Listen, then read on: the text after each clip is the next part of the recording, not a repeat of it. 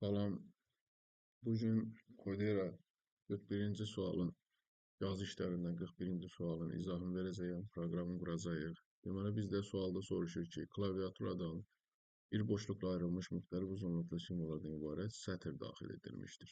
Həmin sətirdə ən kiçik uzunluğa malik sözü tərsinə yazaraq çap edən proqram Python dilində yazın. Biz birinci baxacağıq. Birinci sətrimizi daxil n bərabərdir input sətri daxil et.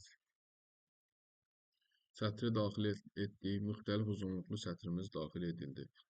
İndi biz həmin sətrin ən kiçik uzunluğa malik elementini axtarırıq. Həmin sətri biz siyahıya çevirək.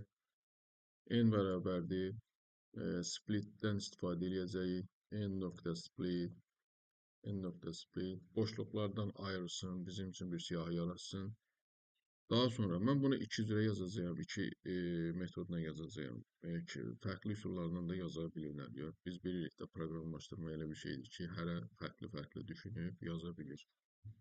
Deməli, mən ən kiçik uzunluqlu elementi axtarıram. Yazım. N bərabərdir. Minimum ən kiçiyini tap. Hardan? N siyahısından uzunluğu. Uzunluğumuz olsun ən kiçik. Daha sonra print çapa versin tərsinə. Tərs çapa versin. Print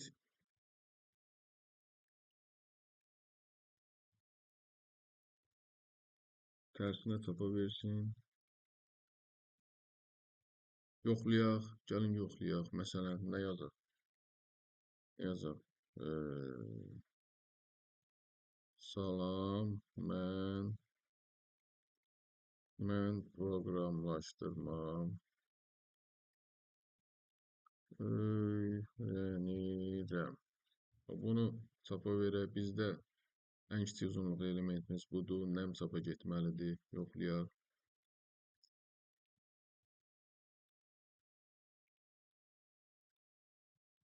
Doğrudur.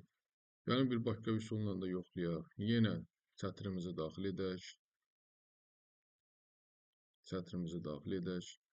Daha sonra daxil edədiyimiz sətrin siyahıya çevirək. Boşluqlardan siyahıya çevirək. Sonra bir dənə dəyişən götürək. Məsələn, A dəyişəni götürək. Siyahının hər hansı bir elementi özündə saxlasın. N0 hər hansı bir elementi özündə saxlasın. Sonra siyahının hər bir elementinə bir müraciət eləyək. Və hər dəfə şərtdə ən kiçik uzunluğu elementi yoxlasın və A dəyişənində saxlasın. Deməli, A dəyişəni ən kiçik uzunluqlu elementi götürəcək və sonunda tərsinə çap eləyəcək.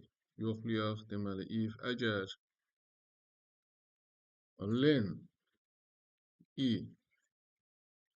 kiçikdirsə len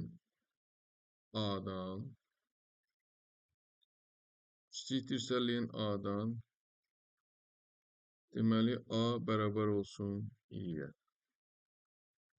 Sonda da print yenə eyni qaydada əksinə çapa versin. Gəlin bir də eyni qaydada buranı kopyalayaq və yoxlayaq. Yenə bu proqramımız da doğrudur. Bu iki üsuldan da istifadə edib bu 41-ci sualın proqramını yaza bilərik.